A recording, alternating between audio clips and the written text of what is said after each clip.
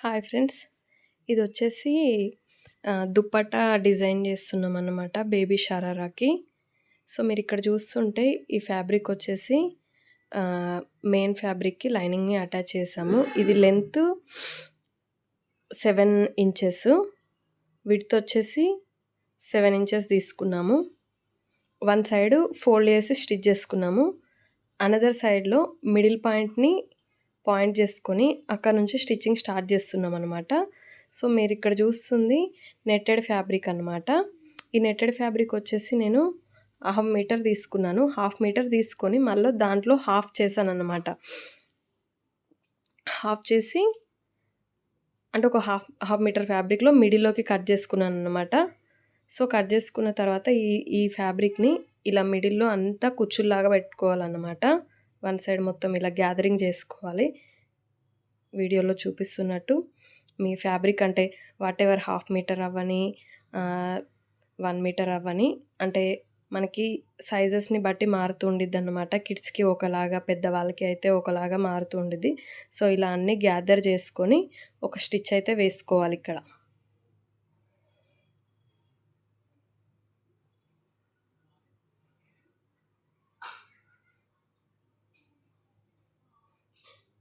ఇలా స్టిచ్ వేసుకున్న తర్వాత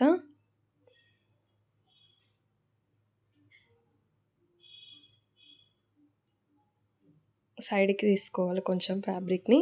సో, ఈ రిమైనింగ్ పార్ట్‌ని ఫోల్డ్ చేసుకుంటున్నాం ఇలా. ఫోల్డ్ చేసుకొని అగైన్ మళ్ళా స్టిచ్ వేసుకోవాలి.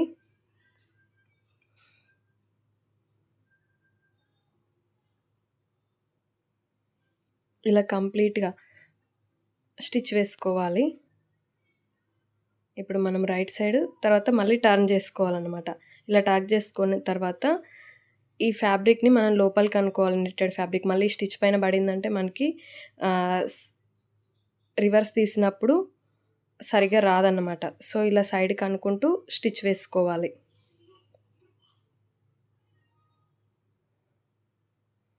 చూస్తున్నారుగా మనం ఈ ఎండ్‌కి ఆల్రెడీ ఫోల్డ్ చేసి స్టిచ్ వేసుకున్నాము.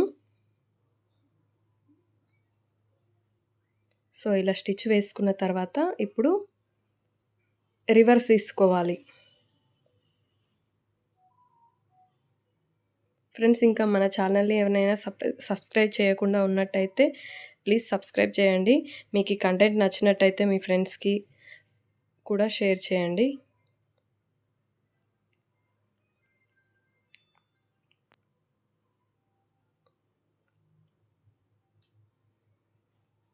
సో, ఇలా రివర్స్ తీసుకోవాలి.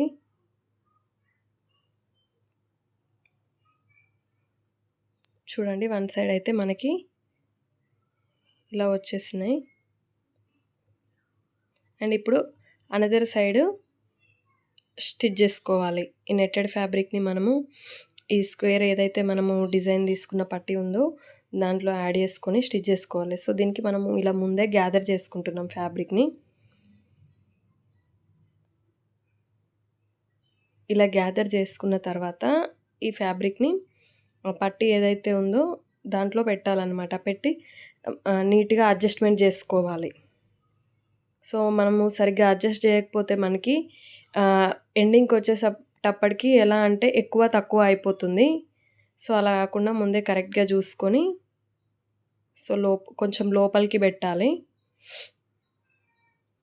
సో, పెట్టి మనం ఇలా అడ్జస్ట్ చేసుకోవాలి. అడ్జస్ట్ చేసుకున్న తర్వాత స్టిచ్ వేసుకోవాలి.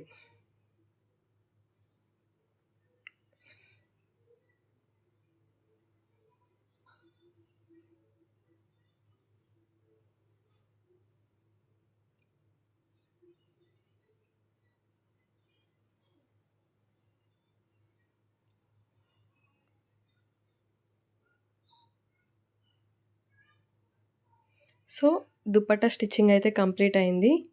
ఫైనల్ లుక్ అయితే చూద్దాం ఇప్పుడు.